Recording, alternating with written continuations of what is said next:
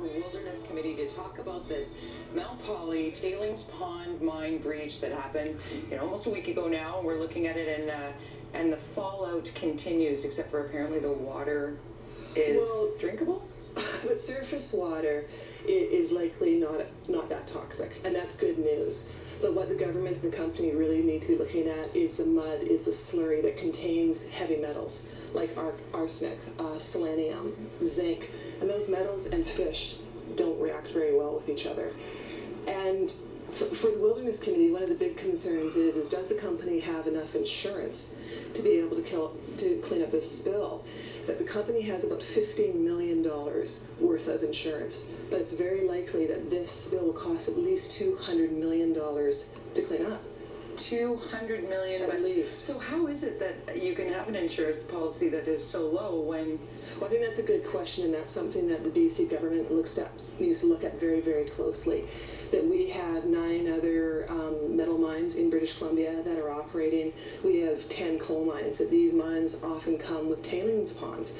And again, when you're talking about a tailings pond, some people think, oh, it's a couple hundred feet across. The tailings pond at Mount Polley was 4 kilometers across. Wow, so that's a lake. It is a lake. It's a lake of toxicity. And then you had, what's really concerning is you had people that were closely associated with the project, whether it's former engineers, whether it's a former foreman, and they flagged concerns not only to the company, but also to the BC government. And they said this tailing pond is getting really big. And in fact, the foreman said it contained 5 times the amount of water that it was originally intended to contain. And that it might have been insured for. 1/5 of that. Yes, it's just, and there was also what really concerned the Wilderness Committee is there was evidently a breach. The foreman said there was a breach last May, and that's when water comes over the top of the dam, and that can cause structural weakness.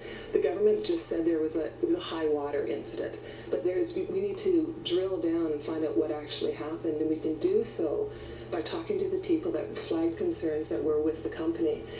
Those are allegations, we should state. Absolutely. That those are allegations that are unconfirmed at this point, but certainly lead to the question marks that got us here. Now, You said that there was insurance for a possible breach, but what about tailings pond? Are there bonds? Do they have to not take care of these at some point? Well, there are bonds, and that's for reclamation when the mine closes down, and to return the mine as much as you can to what it looked like, the area looked like previously.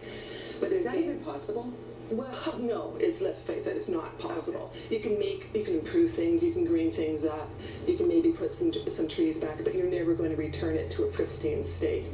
But one of the criticisms, and very legitimate criticisms, is the bond. There's not enough money put down in the security bonds if you have an incident of this nature, and there is some concern that the security bonds wouldn't even apply to an incident of this nature.